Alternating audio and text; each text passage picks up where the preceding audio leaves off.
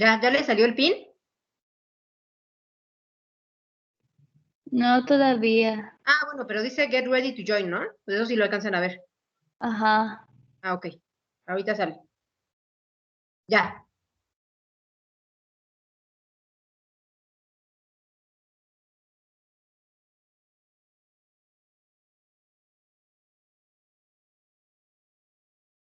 Por favor, vuélvanse a meter.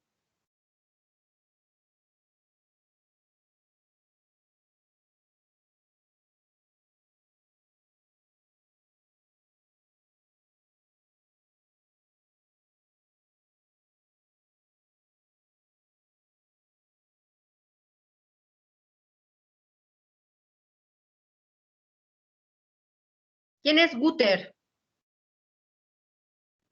Mario. Perdón, doctora. Ok. Fue inercia, pero es que así es mi Twitter. Ya, perdón, es que si no, no puedo Perdón. calificarlos.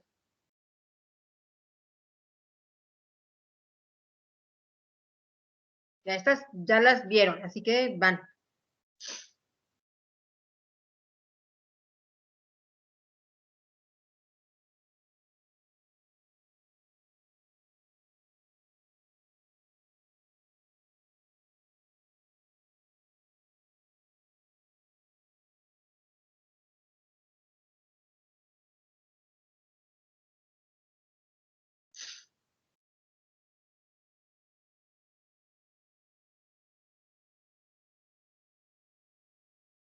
Muy bien.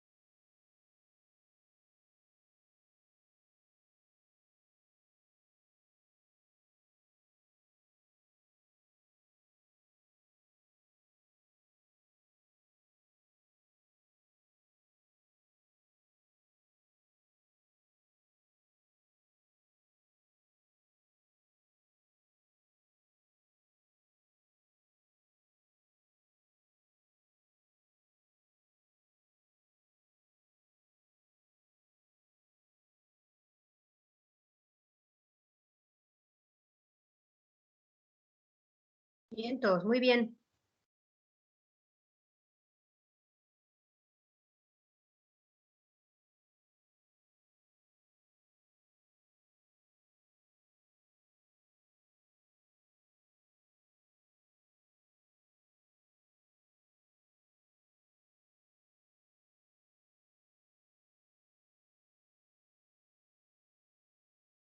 Súper. Ahora sí, vamos a ver la clase. ¿Pudieron ver la película? ¿Alguien?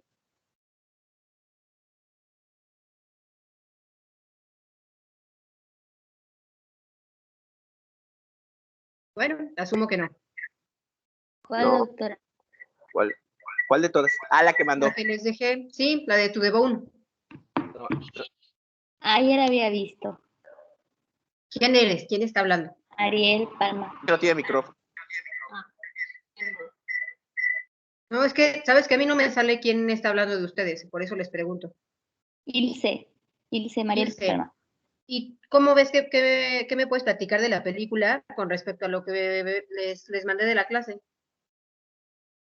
Pues, bueno, pues que sí tenía un trastorno de la conducta muy severo pues el personaje principal, que Ujú. tuvo que principalmente manejar la cuestión emocional para poder manejar la cuestión pues nutricional, y hasta que ella no se convence de que, o sea, con la terapia y todo lo demás, ella no comprende la situación por la que estaba pasando y no llega a una situación crítica, Ujú. no ella no decide hacer el cambio en su conducta. Y pues que sí es muy complicado, que no, o sea, hay muchas, o sea, la película lo pone en una forma que pues la verdad es desde la vida real, pues, o sea, Sí, que lo pone tan realista de que es muy común que o sea, muchas personas pasan por ese tipo de situaciones y están a veces muy subdiagnosticados este tipo de patologías que hay en estas personas.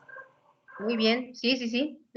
Además, creo que algo que pasa mucho es que las personas, de pronto los médicos es como de, si no estás en los huesos o estás súper, súper obeso, no tienes un trastorno de la conducta alimentaria.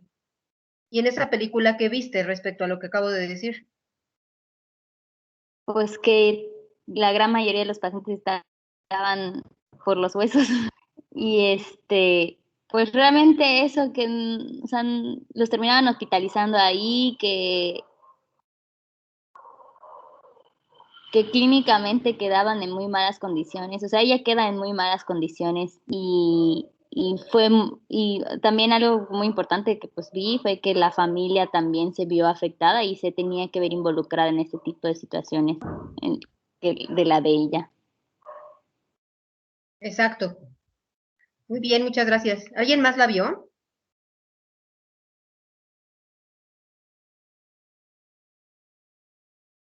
Nadie. Bueno, ya se alcanza a ver la presentación, dice trastornos de la conducta alimentaria.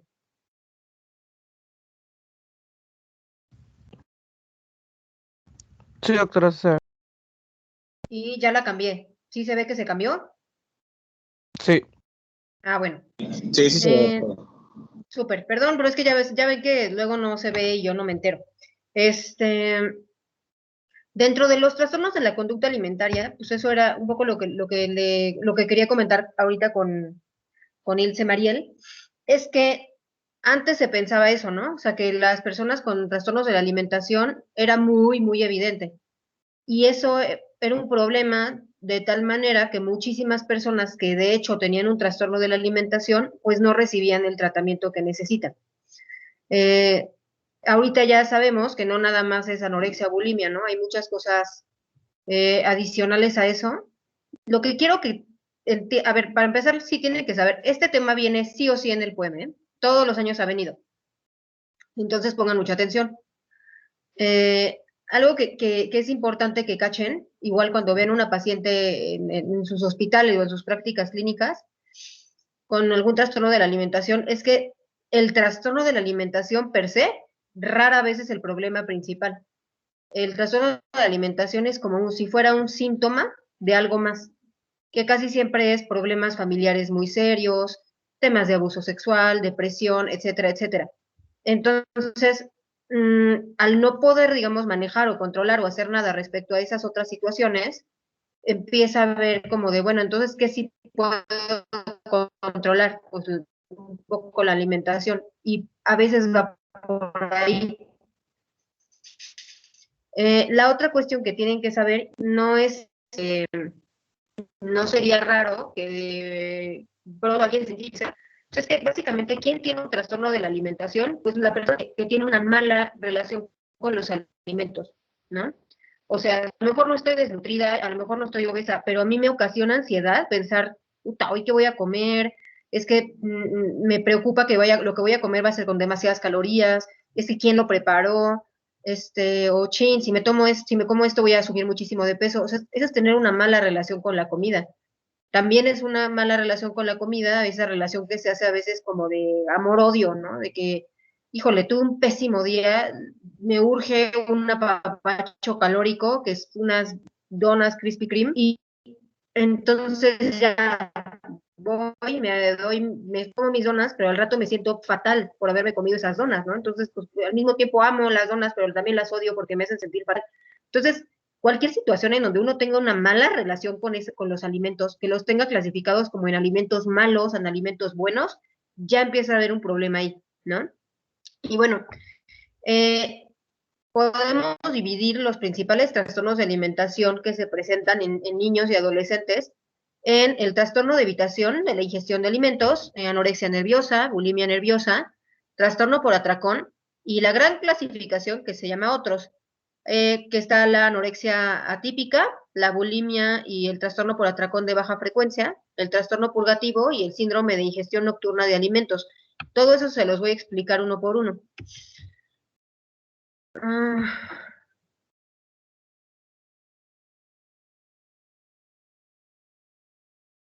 ¿Sí cambió la página? Sí, doctora. Ok. Bueno, el trastorno de evitación de la ingestión de alimentos es cuando un niño, esto yo lo he visto más bien en niños y niñas, no tanto en, o sea, en niños y niñas pequeños. Y es un rechazo, o sea, casi absoluto, a ingerir alimentos por sus características o las consecuencias que puede tener la acción de comer. Aquí es como, por ejemplo, a mí me ha tocado chavitas que una vez se enfermaron horrible de la panza y vomitaron y dijeron nunca más, ¿no? Y entonces ya relacionaron el comer con vomitar. Y entonces se rehúsan a comer. O sea, de verdad es una verdadera tortura darles de comer. Hay otros que puede ser, por ejemplo, que solamente, o sea, por ejemplo, una persona con TOC o algo así, que ya si tiene TOC es otro rollo, ¿no? Pero que no pueda comer o no quiera comer por determinada característica, ¿no? De la comida. También me ha tocado, por ejemplo, la sensación de plenitud gástrica que les ocasiona mucho problema, no tanto por, más bien no por el peso, sino por la sensación de sentirse llenos. Les ocasiona como si fuera, haz de cuenta, una fobia, y entonces no quieren comer.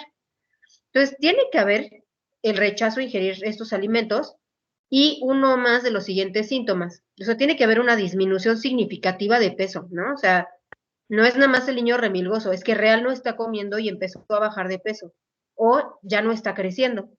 Tenemos que poder constatar un déficit en el estado nutricional, no nada más en el peso, que sea una persona que dependa, o sea, que diga, no, pues yo solamente como si me lo ponen por sonda o si es un Ensure, por ejemplo.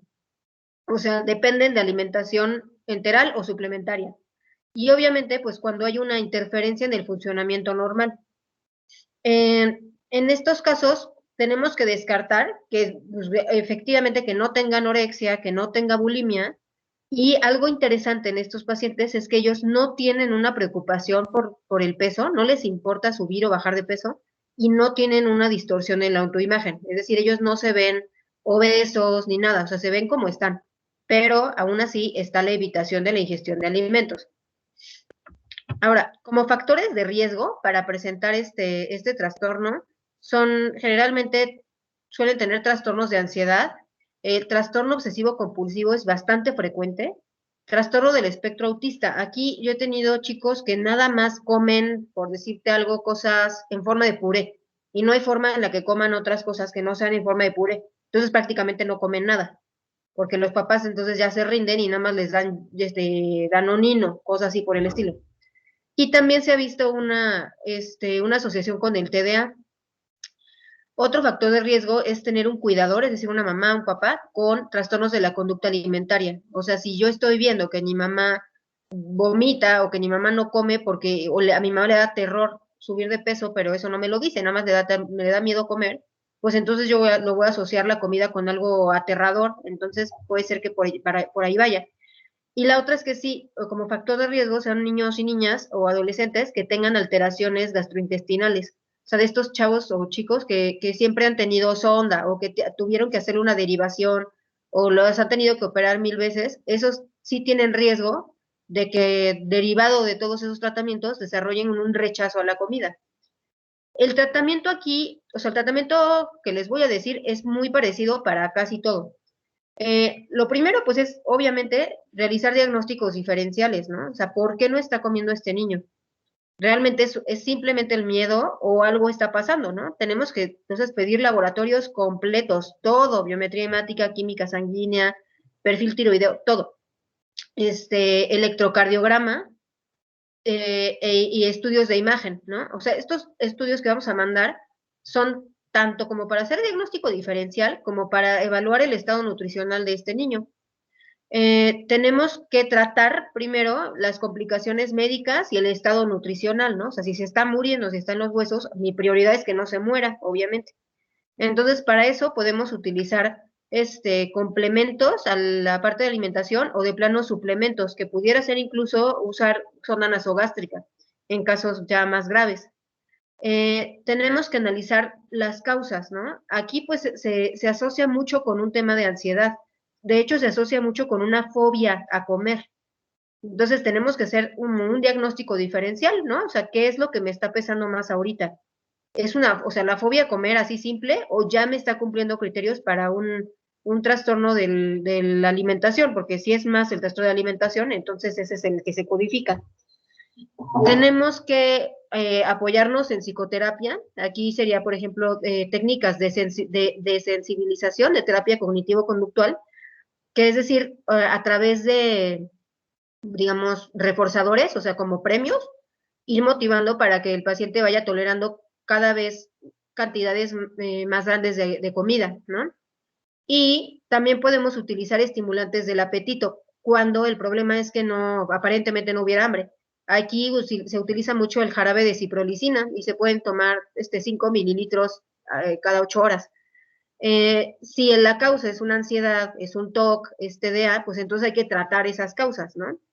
Pero sí es importante que un niño que nomás no come, o sea, no se queden como de, ay señora, pues ya comerá. No, a ver, hay que explorarle, ¿no? Porque de verdad a mí sí me ha tocado ver, ahorita tengo una paciente de 13 años que pues está en los huesos porque no comen, o sea, le tiene miedo a vomitar.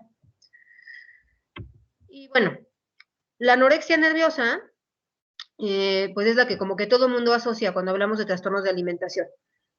Aquí los criterios diagnósticos tienen que haber estado presentes durante al menos 3 meses y es una restricción alimentaria que produce disminución del peso a menos del límite normal, o sea, ya en desnutrición o inferior al crecimiento esperado para la edad. Esto en el caso de las niñas pequeñas o niños. Y bueno, se caracteriza por un miedo muy intenso y rechazo a subir de peso, ¿no? Hay alteración en la autoimagen. ¿Alguien sabe qué es la alteración en la autoimagen?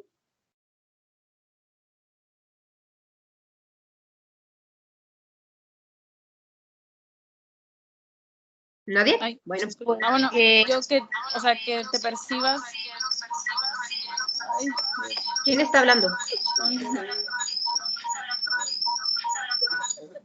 Ouch. ¿Ya? Sí, ya. ¿Se escucha? Ok. Bueno, ¿Quién eres? que la percepción de sí mismo esté obviamente distorsionada. Que no te veas tal cual como estás en el espejo, sino que tu manera de verte sea diferente. ¿Quién eres? Marieli. Marieli. Sí, a grandes rasgos es como, aunque estas chicas o estos chicos estén en los huesos, ellos se siguen viendo gordos. O sea, ellos se ven al espejo y real o sea, me ha tocado que se agarren el pellejo de encima de los huesos y digan, es que esta es una loja. Y tú, ¿es en serio? Así, estás en los huesos real, pero se sienten obesos. También tenía una paciente, de hecho, la peor paciente de anorexia nerviosa que yo he visto en mi vida, y mira que, o sea, la iban a publicar porque esa paciente estaba cañona. Era una señora de 40 y tantos años, creo que eso sí les había platicado. Pero bueno, el punto es que ella tenía, como les decía la vez pasada, pesaba 29 kilos, tenía un IMC de 9 punto algo. Yo nunca había visto eso. Y o sea, ya se pueden imaginar cómo se veía físicamente. O sea, literal era un esqueleto. Bueno, pues conforme íbamos avanzando en el tratamiento y estaba hospitalizada, a mí se me grabó mucho que, bueno, evidentemente no les decimos cuánto pesan, ¿no? Porque pues se pueden poner muchísimo más ansiosas. Pero en las visitas yo le preguntaba, oye, ¿cómo te has sentido? Y, ay, sí, súper feliz porque ya estoy recuperando peso y tal, claro que no era cierto, ¿no? Y era de, ¿y cómo te das cuenta que estás subiendo de peso? No estaba subiendo de peso. Pues sí, porque ya me siento y me veo o sea, cuando me siento en el excusado, veo como los muslos se me ven gordos. O sea, su muslo era, no les estoy mintiendo, el tamaño de mi brazo. No era más, de mi brazo ahí y mi muñeca. O sea, de verdad era muy delgada, pero pues ella sí se veía a sí misma gorda.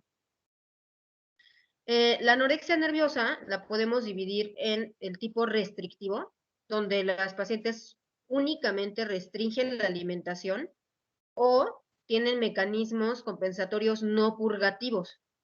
¿Cuál sería un mecanismo de compensación no purgativo? ¿Alguien sabe?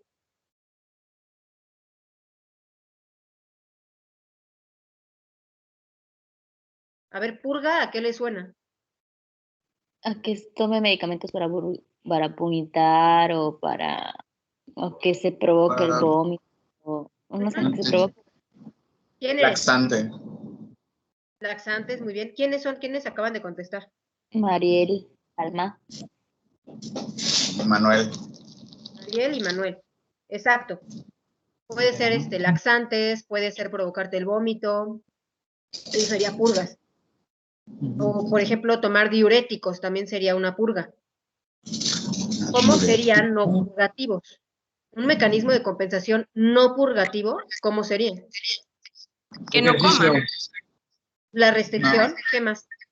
Mm, ¿Mande? Alguien dijo algo y creo que estaba bien. El ejercicio. Exactamente. ¿Quién eres? Kevin.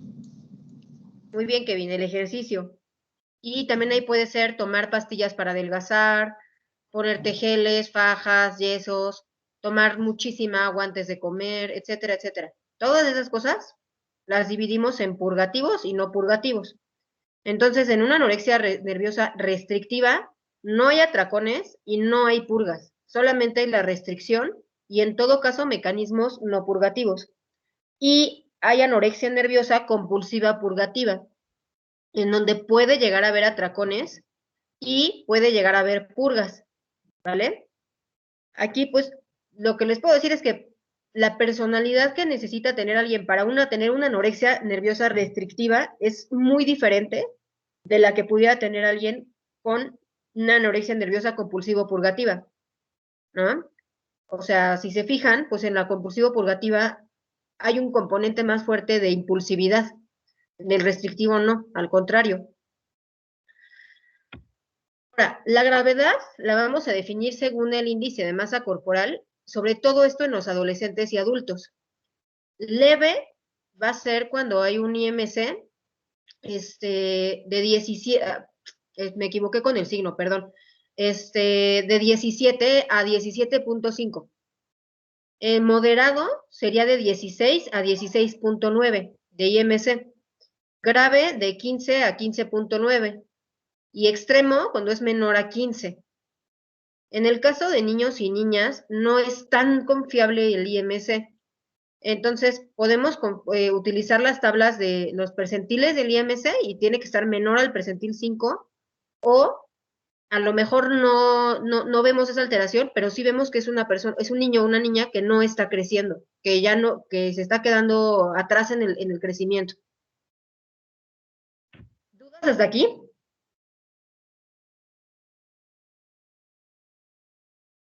Bueno, No, ninguna. se presenta en proporción mujeres a hombres a 10:1, pero sí, o sea, no se equivocan, sí se presenta en hombres también. Y la prevalencia es de 0.4% en las mujeres. Como como factores de riesgo, también están los trastornos de ansiedad, las personas con rasgos obsesivos o trastorno obsesivo compulsivo, profesiones de alto riesgo, como por ejemplo baile, actuación, gimnasia, modelos, nutriólogos. Es decir, profesiones en donde se les exige que tengan un peso bajo, ¿no? Y tener familiares de primer grado con cualquier trastorno de la conducta alimentaria. Aquí nosotros siempre les preguntamos como en qué momento empezaron a sentir rechazo por su cuerpo, en qué momento se empezaron a fijar. Y la respuesta varía mucho, pero casi siempre es como que se empiezan a comparar con las compañeritas o que empiezan a compararse con la tele, con las revistas. También no falla el que es que en la casa me decían la gorda, ¿no? O la gordita. Es que, también esta es la típica, esa es súper, súper frecuente. Una chavita que antes no le importaba su peso, le valía gorro, pero vienen los 15 años, ¿no? Entonces, le dice, no, pues cómprate este vestido, está increíble, pero vas a tener que bajar de peso. Entonces la ponen a hacer una dieta, ¿no? La dieta que quieran, la dieta de la piña, la dieta de la luna, cualquier cosa. Y baja de peso, efectivamente, ¿no? Y entonces, ¿qué pasa? Que el día de sus 15 años, bueno, todo el mundo la ve y dice, qué bárbara, te ves guapísima, enflacaste muchísimo, entonces empieza a tener pegue, y entonces empieza a ser popular, y entonces la chavita que medio que nadie pelaba, ahora todo el mundo la quiere, y le dicen que qué bárbara, que qué linda, que qué maravilla, y entonces, ¿qué pasa? Pues que ella empieza a relacionar, ok, o sea, a mí me empezaron a querer cuando yo bajé de peso, entonces tengo que bajar de peso todo el tiempo, tengo que estar flaca para que me quieran. Aguas, eso es súper frecuente. De hecho, por eso es bien importante en la vida cotidiana y si, o sea, háganlo también en sus familias, por amor de Dios, y háganlo extensivo pues a su vida. No hagan comentarios, o sea, aunque ustedes creen que sean positivos, no le hagan comentarios a la gente respecto a su cuerpo, respecto a su peso.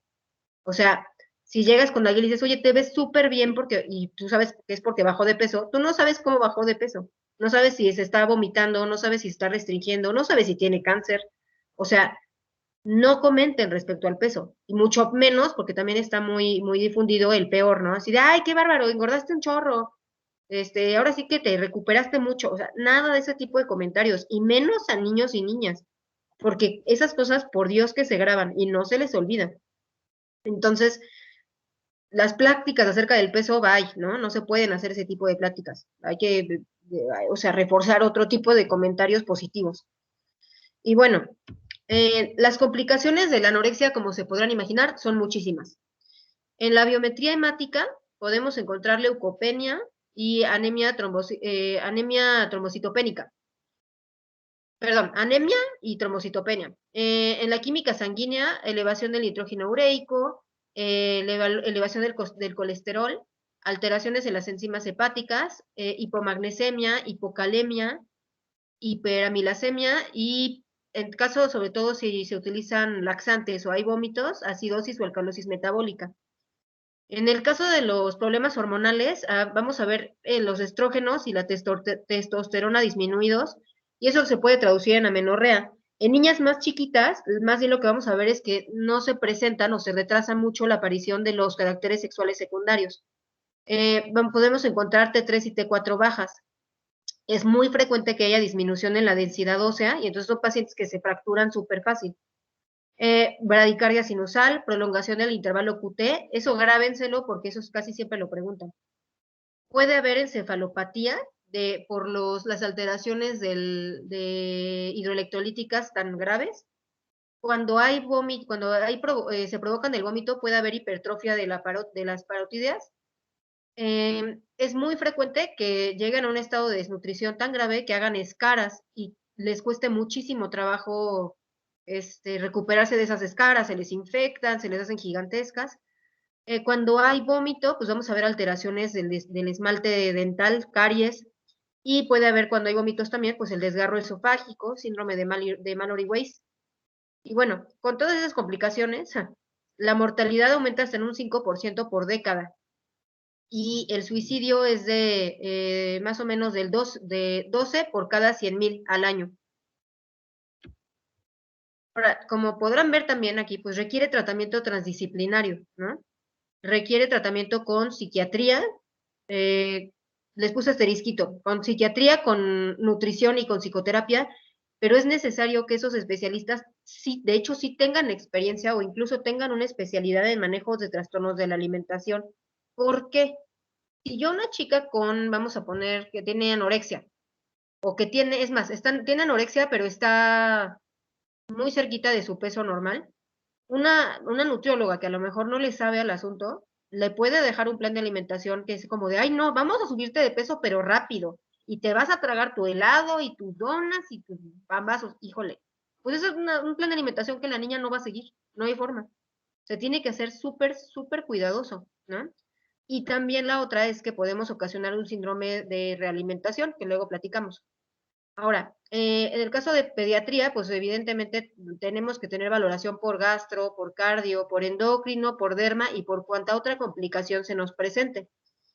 La psicoterapia va a necesitar psicoterapia individual, les va mucho mejor en terapias de grupo, pero también es súper importante que sea la terapia familiar, porque como les decía, o sea, casi siempre le rascas a un trastorno de alimentación y te sale un problema familiar. La parte de odonto, evidentemente, tiene que ver con el manejo de las caries o incluso pérdida de piezas dentales. Y bueno, la parte de nutrición se tiene que hacer con mucho, mucho, mucho cuidado y tomar en cuenta los miedos de las pacientes, ¿no? O sea, se tiene que ser lento. Ahora, el tratamiento de estas chicas, se necesitan laboratorios completos. Aquí le estoy hablando de alguien ya, a lo mejor ya hospitalizada, una vez a la semana. Se les tiene que hacer electrocardiograma y se les tiene que hacer densitometría ósea. Se les tiene que pesar diario en forma cegada, es decir, ellas no pueden ver el peso. En ayunas, desnuda y después de ir al baño. ¿Por qué será que tenga que ser desnudas?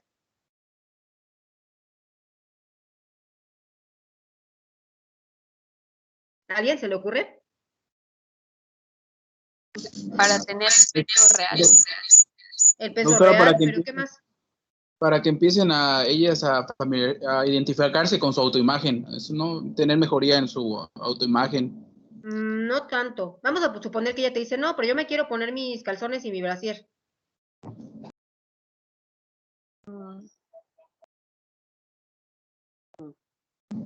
Porque, Para ver que no se metan cosas en los calzones. exactamente. Que no hagan trampa. ¿Quién eres? Marieli. Sí, eso se ve en la película que les mandé. Estas chicas son magas para esconderse cosas. O sea, de verdad en la ropa se meten pilas, se meten piedras, en la toalla sanitaria se meten monedas, o sea, lo que se les ocurra que pueda hacer para que nosotros nos confundamos en el peso. O sea, tampoco decir, es que me quiero bañar, no, porque puede ser que tomen agua de la regadera y eso modifica el peso. Entonces, tiene que ser lo primero que hagan prácticamente, ¿vale? Dependiendo del caso, se puede indicar hospitalización y o reposo absoluto. O sea, reposo absoluto es no se puede parar ni a lavarse los dientes, o sea, se tiene que estar acostada todo el día. Puede ir al baño y se acabó, y a pesarse, punto, ¿no? Obviamente no se pesa en su casa. Aquí estamos hablando de que le esté empezando en una clínica o en un lugar en donde le estén atendiendo. En casa no puede haber báscula, ni para ella ni para nadie de la casa. En caso de ya hospitalización, pues tenemos que valorar la posibilidad o la pertinencia de usar una sonda nasogástrica, sobre todo cuando de plano no hay, o sea, la paciente de veras no come nada, y vigilar el síndrome de realimentación. ¿Alguien sabe qué es el síndrome de realimentación?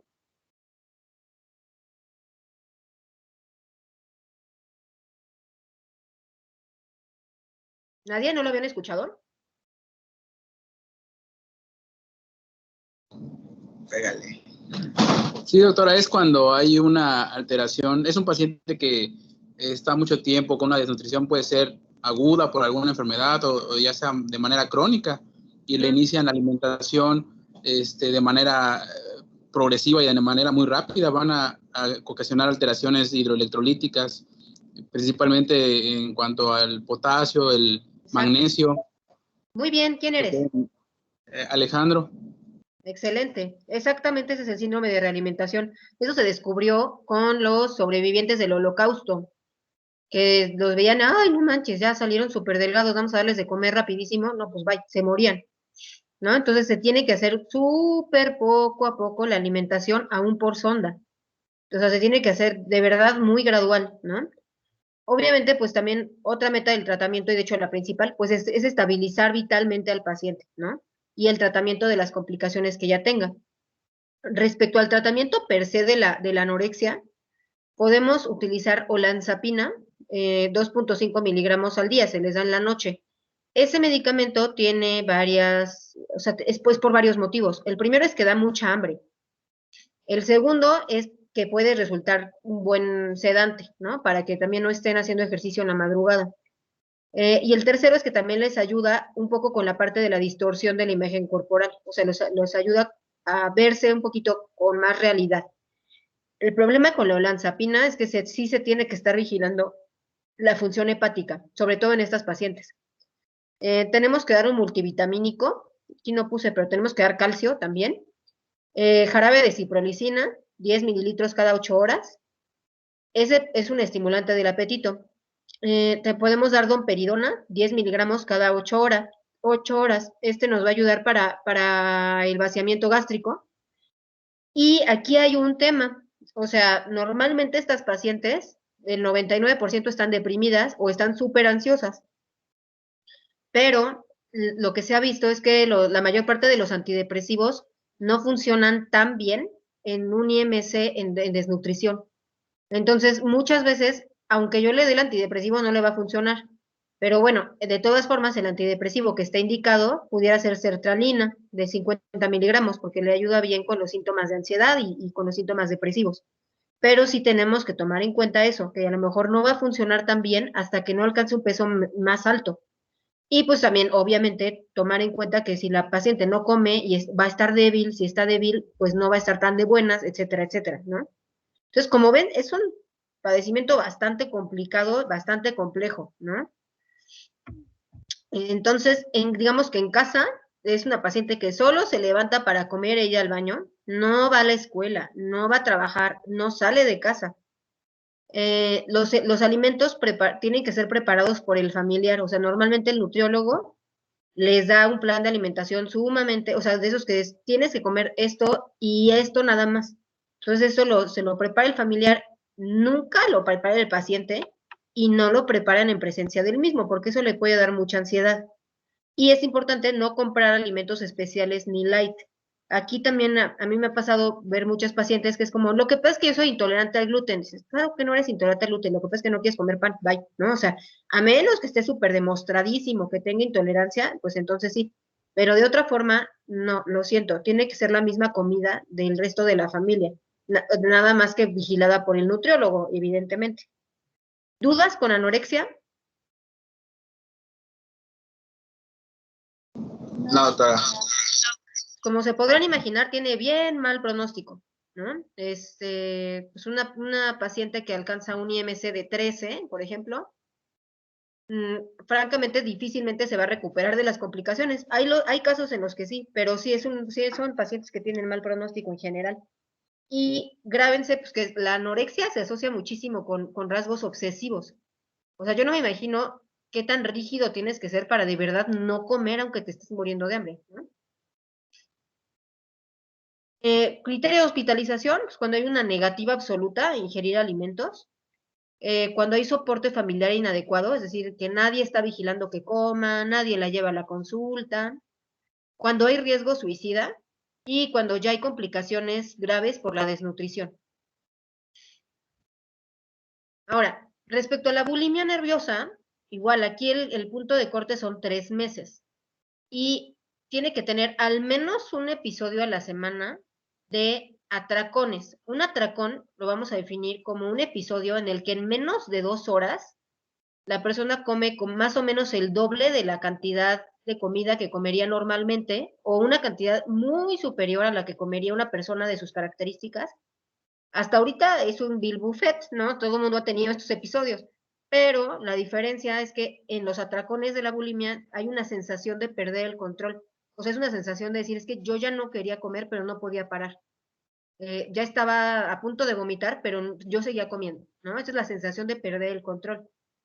Y los atracones son acompañados de conductas compensatorias, que aquí, como decíamos, pueden ser purgativas y no purgativas. El otro criterio es que la autoevaluación está exageradamente influida por la imagen corporal. O sea, tú les preguntas a estas chicas como, o sea, ¿qué pasaría si alcanzas tu peso ideal? ¿No? Dicen, no, bueno, todos mis problemas se irían, ¿no? Así, yo tendría novio, tendría trabajo, tendría dinero, sería rica y maravillosa y famosa, pero eso es solamente por lo de la imagen corporal, o sea, está muy, muy, muy relacionada. Y aquí muy importante, no cumple criterios para anorexia. No se puede tener bulimia y anorexia al mismo tiempo, es imposible. Si está en desnutrición, aunque tenga atracones, aunque se provoque el vómito, es anorexia, ¿vale? En eso siempre se los atoran. O sea, si tiene bulimia nerviosa, no es compatible con que tenga desnutrición. Si tiene desnutrición, lo que tiene es anorexia, ¿vale? Aunque haga atracones, aunque se provoque el vómito, aunque use laxantes, no me importa, porque todo eso también lo puede hacer la persona con anorexia. Y si tiene todo lo de bulimia, pero tiene desnutrición, entonces es anorexia. ¿Tienen dudas en eso? Porque es muy importante. No, doctora. O sea, solo grábense esto. No se puede tener bulimia y anorexia al mismo tiempo. Si parece que tiene las dos al mismo tiempo, entonces tiene anorexia. ¿Vale?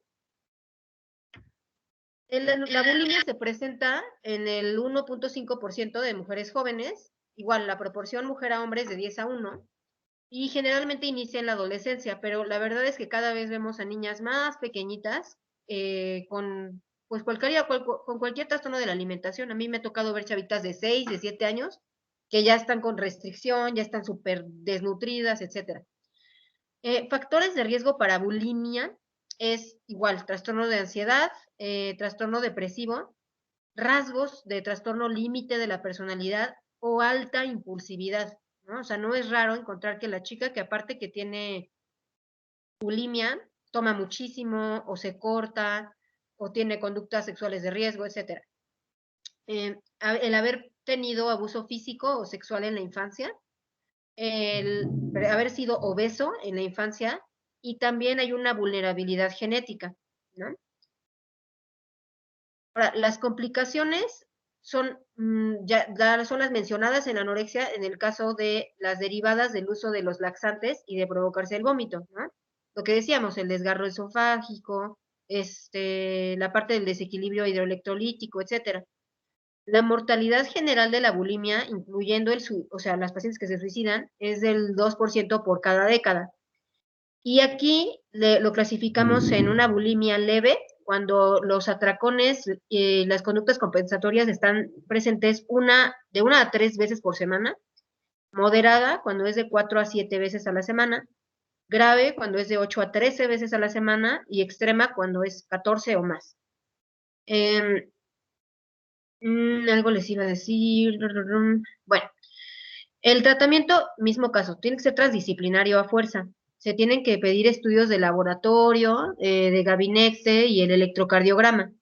Ya me acordé que les iba a decir, para poder decir que una conducta determinada es una conducta compensatoria, tiene que haber una liga, ¿no? O sea, tiene que, por ejemplo, si es como es que yo, como tengo, qué sé yo, colitis, a mí de todas formas siempre me han mandado que me tome un laxante. Ok, eso no cuenta como una conducta compensatoria. Pero si me dice, ok, yo tengo que tomarme un laxante, pero cuando tengo un atracón me tomo 3, entonces sí es una conducta compensatoria. ¿Sí me explicó? O sea, si cuando es para compensar una sobreingesta. Por ejemplo, una persona que hace mucho ejercicio, que ese es una muy buena, es un buen ejemplo. Imagínate que una persona con bulimia, aparte es deportista de alto rendimiento. ¿Yo cómo voy a saber si está utilizando el ejercicio para compensar? ¿Cómo se les ocurre?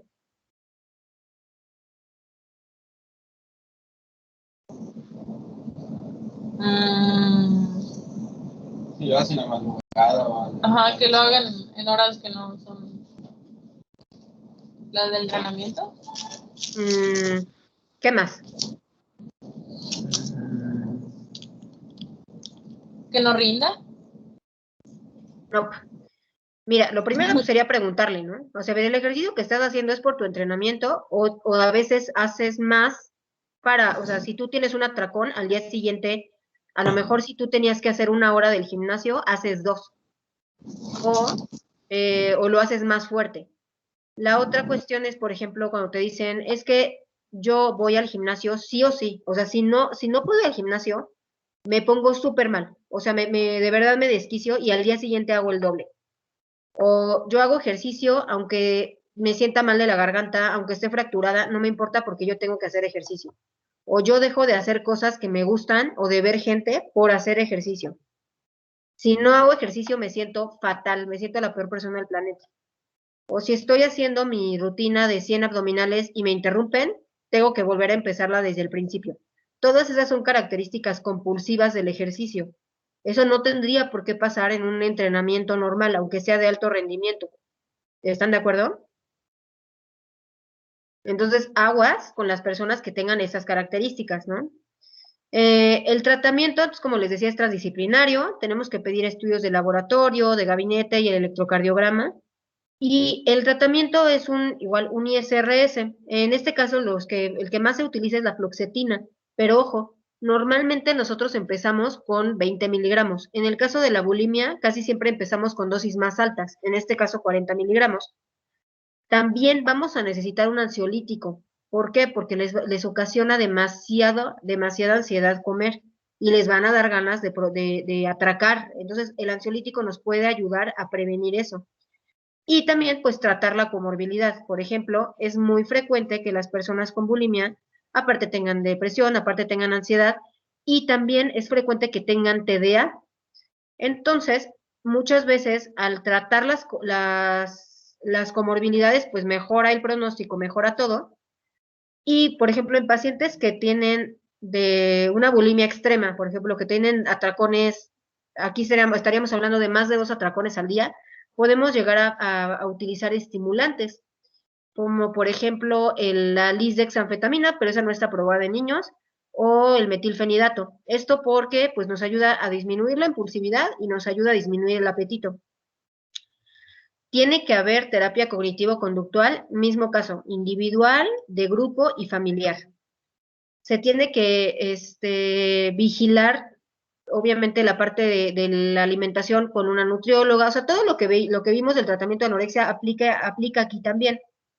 Y aquí lo más importante es romper el ciclo, porque si se fijan, se hace un círculo, ¿no? De que yo así como de, ok, quiero bajar de peso, voy a dejar de comer. Entonces dejan de comer un día, dejan de comer 2, pero ¿qué pasa? Hay muchísima hambre. O sea, les empieza, de verdad que empieza muchísima hambre, y entonces tienen un atracón. El atracón que puede ser, ¿de cuántas calorías se imaginan que puede ser un atracón? Véase o piensen que es el doble de lo que comería normalmente. ¿Como cuántas calorías podría tener? 2000 kilocalorías. No, más. ¿Más de 3000? Sí, puede ser como entre 3000, 5000. Yo he visto de 7000, ¿no? Guay. Entonces, como se podrían imaginar, es una cantidad, o sea, impresionante de alimentos. Impresionante, ¿no? Yo casi siempre cuando exploro esto sí les digo, a ver, practícame tu último atracón, el último del que te acuerdes, con detalle que es, no, pues sí, sí es una cosa de, pues es que me tomé una coca de 2 litros y después una bolsa de pan Bimbo blanco, pero me lo hice convertido en sándwiches de Nutella y después una bolsa de, ¿cómo se llama? Un paquetaxo grande y 1 litro de leche. No, pues no inventes, ¿no? Y ese está bastante decente. O sea, hay otros de una pizza completa para mí solita, más refrescos, más que papas, más alitas, más unas papas sabritas, o sea, verdaderamente son cantidades muy altas. Entonces, la verdad es que por más que vomiten, o sea, ¿qué cantidad, digamos, creen que se pueda perder, digamos, de calorías en un vómito, más o menos?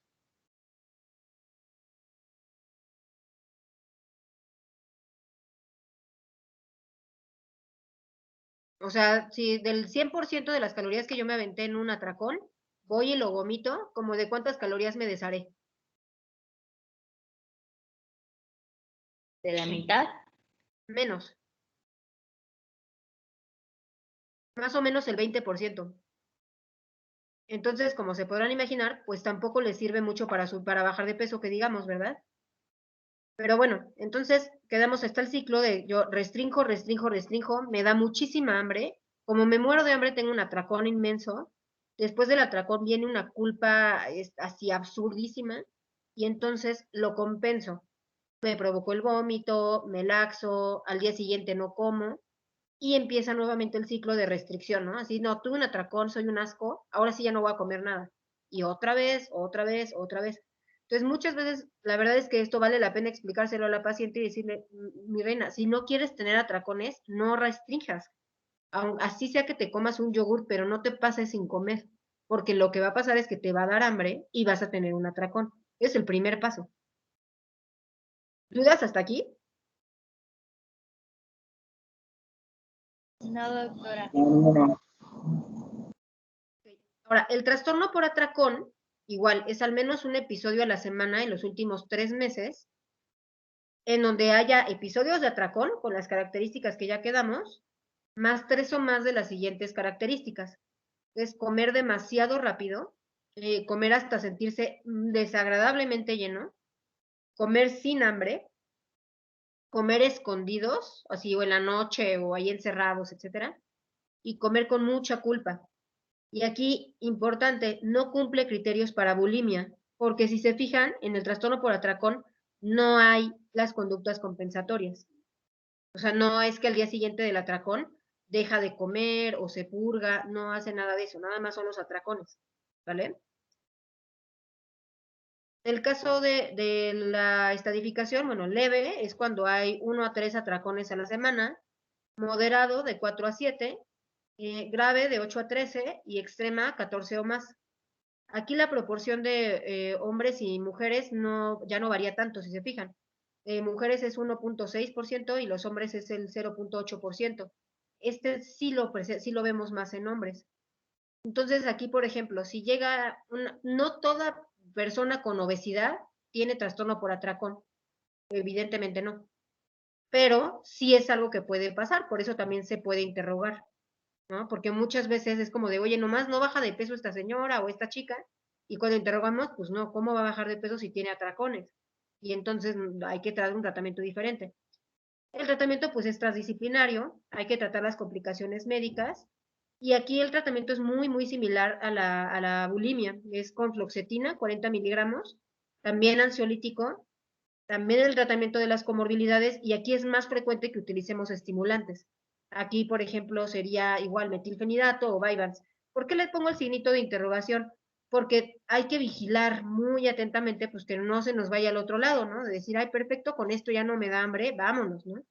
Que es lo que hacen a veces muchos bariatras, que es como, no, o sea, ni siquiera le preguntan si hace atracones, le dejan su sibutramina o sabe Dios, y claro que baja de peso, pero pues al rato otra vez y así, porque nunca le buscaron los atracones, ¿no? Y aquí también la terapia cognitivo-conductual individual, terapia de grupo y terapia familiar. ¿Dudas con bulimia, con atracones? No, doctora. Ok. Ahora, en la anorexia nerviosa atípica, cumple todos los criterios para anorexia, pero el peso es normal, ¿vale? O sea, ¿cuáles son los criterios de anorexia? Pues que todo el tiempo está con miedo a subir de peso, restringe la alimentación, tiene distorsión de la imagen corporal, pero el peso es normal. Luego tenemos la bulimia nerviosa de baja frecuencia, que se cumplen todos los criterios para bulimia, pero durante menos de 3 meses o suceden menos de una vez a la semana. Está el trastorno por atracón de baja frecuencia, que mismo caso, que la bulimia sucede durante menos de 3 meses o menos de una vez a la semana. El trastorno purgativo es cuando las pacientes se purgan, pero no hay atracones. Es decir, se comen una galleta y por la galleta se provocan el vómito, aunque sea algo mínimo. Y el síndrome de ingestión nocturna, que es que la persona se levanta en la noche, no sonámbula, pero le da muchísima hambre y come muchísimo en la noche, ¿no? Como casi medio escondidas, ¿no? A lo mejor no atracón, pero sí come de más, o sea, ya había cenado y volvió a cenar, cosas así por el estilo. ¿Dudas hasta aquí? No, doctora. O sea, algo importante de aclarar es que, entonces, si llega una chica con peso normal, eso no significa que no tenga un trastorno de la alimentación. Ese no es el criterio, ¿no? Puede tener cualquier otra de estos, de los que estamos hablando. Y también la otra es que, por ejemplo, una sola persona puede tener a lo largo de la vida muchos trastornos de alimentación. O sea, puede ser que empiece con anorexia y después se nos vaya la bulimia y después más bien ya un trastorno por atracón. Eso sí puede pasar a lo largo del tiempo, pero el corte que nosotros hacemos es de los últimos 3 meses. O sea, los diagnósticos en trastornos de alimentación son transversales siempre, no longitudinales, pero sí es posible que alguien pase de un extremo al otro. No es lo más frecuente porque, insisto, la personalidad que se requiere para cada uno de los trastornos es muy diferente. Una es muy restrictiva, muy rígida, y la otra es más bien muy impulsiva. Eso es casi lo contrario. Y, ¿qué más? Bueno, el tratamiento, por ejemplo, de la anorexia atípica, de estos trastornos de alimentación especificados, se parece, o sea, le vamos a dar el tratamiento que se parece a lo que tiene, ¿no? Si tiene bulimia de baja frecuencia, le vamos a dar un tratamiento como para bulimia. Si tiene anorexia típica, pues más bien es un tratamiento como para anorexia, y así nos la llevamos. Pero insisto, o sea, es inútil tratar de mejorar el trastorno de la alimentación sin un equipo. No se puede eso. Está muy, muy complicado. ¿Dudas?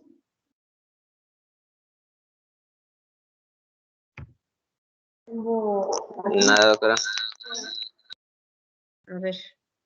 Ya lo dejé de compartir, sí, ¿verdad? Sí, doctora. Ok. ¿Ninguna duda? A ver, ¿alguna vez han visto este tipo de pacientes?